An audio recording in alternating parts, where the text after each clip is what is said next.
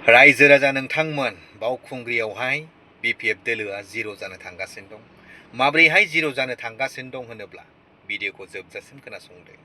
दिनै आं नोंथांमोननो आंनि चेनेलनि गेजेरजों गुवारै बेखेवना होनो सानदों जे साननै सानथामनि गेजेराव जिखिनि BPF दोलोनि जानानै इन्डिपेन्डेन्स होदोंना बै इन्डिपेन्डेन्सआबो उइद्र' जानो थांफिनगासिनो दं। बेयो माब्रैहाय जानो थांगासिनो दं होनोब्ला दाहाय BPF पार्टिनि हेन्डेलखौ सोर सलायो? BJP।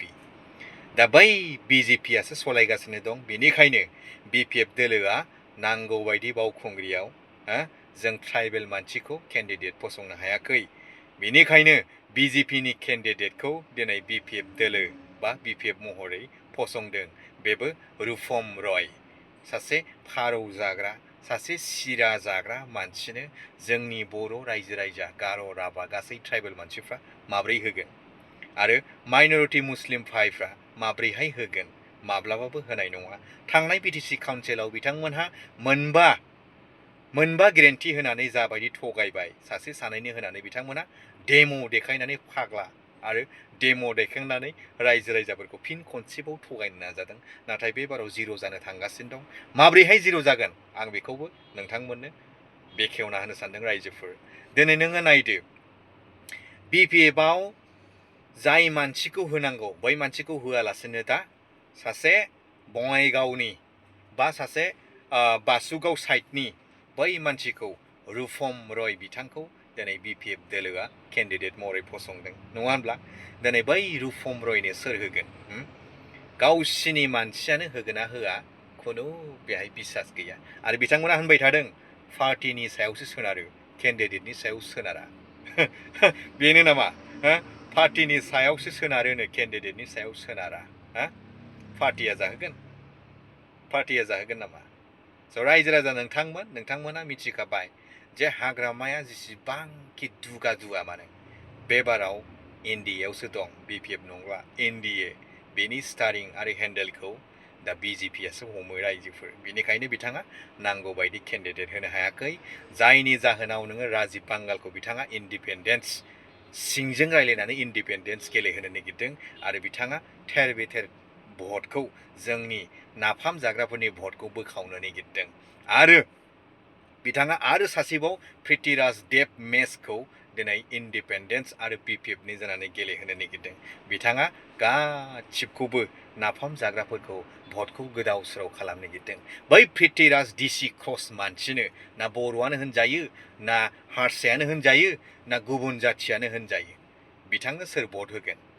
बिथांबायदि मिसलिया मानसिनो खोथायावल' गोदै बुंनो रोङो, नाथाय खामानि जेबो गैया प्रिथिराजआ। दिनै बैफोरबायदि मानसिनो, गुबुन जायगानिफ्राय फैनाय मानसिनो जों होगोन नामा? बै समाव फेरेंगा सारखौ बुंदोंमोन, जोंनि ट्राइबेल मानसिफ्रानो बुंदोंमोन सारखौ सालाननि ना होननानै। दिनै सालाननि नाया सोर जानो थांगासिनो दं? दिनै बिथांमोना बै सालाननि नाखौनो गावसोरनो हमफिननांगौ जानानै फैबाय। मानोना बिथांमोनहा NDAसो जाबाय रायजोफोर। बेनिखायनो आं बुंदों, जोंनिया दा ट्राइबेलफोरनि मादाव सानै केन्डिडेट दं। सानै केन्डिडेटआनो जाहैबाय मा? जोंना UPPL दोलोनिफ्राय प्रतिभा ब्रह्म बायद', बेराफारसेथिं कंग्रेसनि सेपालि माराग। नङा होमबा? दिनै मोननै अपसन रायजोफोर। जायफोर UPPLखौ मोजां मोना अब्ला कंग्रेसनो हो, थेवब्लाबो BPFनो दा हो। आरो जायफोर कंग्रेसनो होआ, जायफोर BPFनोबो होआ कंग्रेसनोबो होआ, बैफोरो गासिबो UPPLनो हो, बेखौसो आं खावलायगोन। गतिके बिथांमोना थांनाय BTC काउन्सिल इलेक्सनाव गोबां जोंनि BTC हालामाव गन्डगल खालामबाय। बिथांमोना गोबां थासारि परिबेस गाज्रि लाबोबाय। दिनै नोङो क'क्राझार बायदियाव बमा बेरफुहोनाय, कारिगाव बायदियाव गन्डगल खालामनाया सोरमोन? BPF दोलोनि सरकारावनो जादोंमोन। नङा होमब्ला? बेनिखायनो जोङो जेरावबो थांलायनो हालायनाय, जोङो जेरावबो फैलायनो हालायनाय, सान हर जों बेरायनो हालायनाय बै परिबेसखौ जों लाबोफिननांगोन। जेरै 5 बोसोर UPPLआ सरकार सलायनाय टाइमावहाय सान्थि एबा गोजोन सरकार सलायदोंमोन, बै थासारिखौ जों लाबोफिननांगोन। दिनै BJPआ बै हाग्रामानि स्टारिंखौ हमगासिनो दं। दिनै बिथाङा होनदोंमोन, गिदिर लेक्सार होदोंमोन, जोङो रावजोंबो एलायन्स जाया। दिनै 28ताल' नङा 29ता MCLAखौ लानानैबो बिथाङा हारसिङै सरकार दानो हायासै हेमन्तनि अनगायै नङा होमबा रायजोफोर बेखौसो जोङो साननांगोन दिनै बावखुंग्रियाव BPFआ जिर' जानो थांगासिनो दं दिनै हाग्रामा महिलारिया बुंबाय थादोंमोन मिडियाफोरखौसो जाम्बा माबा मोनसे सोंथि सोङोब्ला जाम्बानो जाम्बा होनना बुङो डाइरेक्ट अब्ला सेवलि माइदनो टिकेट होआ होननानै बुंदोंमोन टिकेटखौ होबा मोनो नामा होननानै बुंदोंमोन नाथाय मानि थाखाय होनांखो सिङाव कारफिउ हाग्रामा महिलारि सारनिया कारफिउ जेब्लाना सेवलि मेडामा MLA जागोन अब्ला बियो सेवलि मेडामनिफ्रायनो दै गरदसे बिनानै लोंनो हागोन ना ओंखाम खबसे खुरनानै होनो हागोन जेब्लायबो होनो हानाय नङा बेनिखायनो सेवलि मेडामाबो नैबे देबोरगावआव बा बावखुंग्रि क'क्राझाराव बिथाङा सेवलि मेडामा देरहानाय नङा आरो बेखौ हाग्रामायानो हेन्डेल खालामगोन हाग्रामाया जेब्लायबो सेवलिखौ देरहाहोनो हानाय नङा बे हाजार फैसा गारथों बे फैसाखौ गारगोन खिन्थु देरहाहोनो हानाय नङा खारन सासे सिपनि हिन्जावानो दिनै गेलेनो गोनां बाध्यथाबा अब्ला नों नायदो बिथाङा दिनै MLA जानानैसो पाब्लिकफोरखौ रायजो राजाफोरखौ नायनो नागिरदों माब्रैहाय नायनो हागोन बिथाङा सासे सिपनि बिसि MLA जायालाबानो बिथाङा मदद खालामनो हायो नायनो हायो गिदिर गिदिर दालां बानायना होनो हायो गिदिर गिदिर लामा बानायना होनो हायो मानो हायाखै दिनै MLA जानानैसो बिथाङा रायजोफोरखौ नायनो फैदों बा सिबिनो फैदों दिनै बिथांनि सभाब चरित्रखौ जों नुखाबाय दिनै बिथाङा जि गारिफोरखौ लानानै बेरायदों बै गारिफ्रा जोंनि गरिब गुन्द्राफ्रा खमैबो 100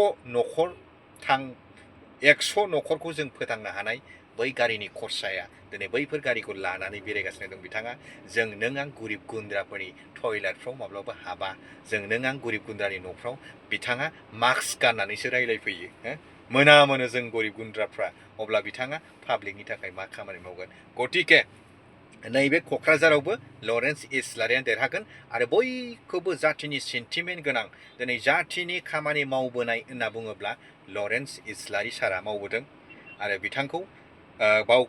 बिथांखौ क'क्राझाराव देरहाहोनाया रायजो राजाफोरनि मोनसे थांखि आरो रायजो राजाफ्रा सायख'नांगोन रायजो राजाफ्रा साननांगोन दिनै जातिनि थाखाय सोर मावना फैदोंमोन सेवलि महिलारिया जातिनि थाखाय मा मावदोंमोन बेखौसो जोङो बयबो सिन्ताधारा खालामनानै जों भटखौ होनांगोन गतिके आं आसा खालामो रायजो राजा नोंथांमोन बावखुंग्रि समस्तियाव UPPL पार्टिया देरहागोन आरो क'क्राझाराव 3 नं क'क्राझारावहाय लरेन्स इस्लारि सारानो देरहागोन बेखौ आं दिनै नोंथांमोननो फोरमायबाय आरो साननैसोनि गेजेराव मा जानो थांगासिनो दं आं गोदान आपडेटखौ नोंथांमोननो आङो हरबाय थागोन रायजोफोर मानो होनना बुङोबा समान बसुमतारिया जेब्लायबो राइट टाइमावसो फैयो माब्लाबा बेड टाइमाव फैया बेड टाइमाव फैयोबा बेड टाइमनिसो आं रायलायगोन आरो मोजां आपडेट फैयोबा मोजां आपडेटखौ आं नोंथांमोननो अरायबो जेब्लायबो आं नोंथांमोननो आंनि बि चेनेलनि गेजेरजों शेयार खालामगोन रायजोफोर थेंक इउ